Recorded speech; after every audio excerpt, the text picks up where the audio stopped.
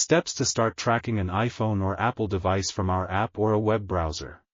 Once you've created your account, log in with your username and password, and then tap the plus symbol.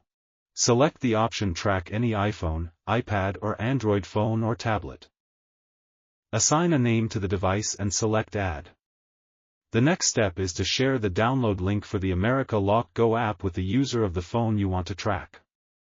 To do this, click Copy Download Link for iPhone or iPad and share it via WhatsApp or email.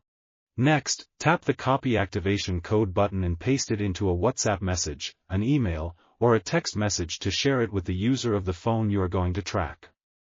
If you close the instructions window, you can reopen it by clicking the Settings button and selecting See Instructions. How to activate and set up the Americaloc Go app on Apple devices. First, download the Americaloc Go app and click Open. Next, enter the code shared with you by the person who will track your phone and click Sign In. Select Start Location Sharing. A message will appear asking you to enable location access. Please tap Open Settings to proceed. Select Location and choose Always, to allow the app Americaloc Go to access your location. Go back to the app settings, tap Notifications and turn on Allow Notifications.